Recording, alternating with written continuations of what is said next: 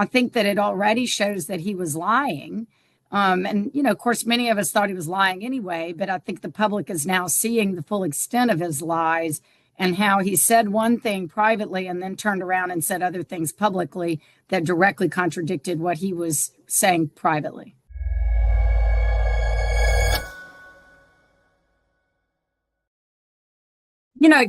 It's really just all three of us, I think, have our own independent interest in ensuring that there is transparency and accountability with what happened during COVID. And because we all three shared that interest, we all kind of immediately responded when we saw the news about the diary.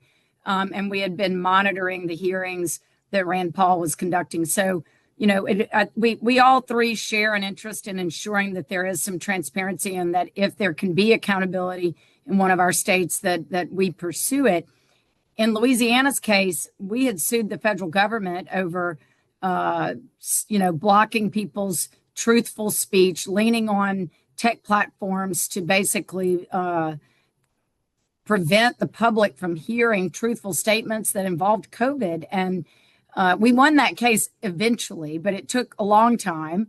And we did discover in the very beginning of the case that the federal government was pressing its own narrative, and they were taking down. Different agencies were taking down truthful speech under threats from the federal government. Fauci was very much involved in all of that, and we deposed him for 7 hours, during which he mostly said, "I don't recall." And so we then find out that there's a diary, and there are now going to be contemporaneous phone and text messages. I think that it already shows that he was lying. And, of course, many of us thought he was lying anyway, but I think the public is now seeing the full extent of his lies and how he said one thing privately and then turned around and said other things publicly that directly contradicted what he was saying privately. So it's an enormous amount of material. And I think that's one of the challenges that we face. It's one of the, I think, challenges that West Virginia and Florida and any other Republican states that want to work with us will be able to better overcome if we work together. So, that we can pool our resources and we can wade through a lot of this material. I do think that Rand Paul's committee is wading through a lot of that material, and they are zeroing in on some very important and relevant facts that come out of that mountain of information. But it takes a long time to go through that amount of data. Yeah, so we'll start with that first point, that it doesn't shield him from state prosecution. The president doesn't have the power to issue a pardon for state crimes. So it's that simple. The president only had the power to pardon him for what might be federal criminal activity. And, of course, I think there was a pretty broad civil immunity statute that was granted as well. I don't know that would apply to Fauci, and it certainly doesn't apply to fraud. So, there are still potential avenues here for us to pursue. The states also responded to COVID in lots of different ways. In Louisiana, the legislature adopted a civil immunity statute. I don't think that protects anybody from criminal activity, and I don't think it protects them from lying and fraud. But these are different obstacles that anybody in any state might face, depending on how their state approached the COVID era. Here, I think we would be looking at what did he lie? And if he did lie, is it actionable under our state law? And the pardon would not cover that. So perjury, perjury is a crime, and I think that the statutory penalty for perjury is probably similar to that for obstruction of justice. It could be anywhere, I think, from 5 years up to 5 years in prison. It's really too early to say whether there would be a viable state charge against Dr. Fauci. I think there were a lot of other people who were involved who did not get pardons, and we can look at that too. Whether that's actionable in my state is a separate question. And I do think that the Rand Paul investigation should continue. And they should continue to seek answers and transparency and cell phone records and from everybody that they can. And the better we will be able to see what actually really happened. That committee could immunize him in a way that would probably force him to have to testify and compel him to testify. But I'm not sure that's a very satisfactory result for the American people.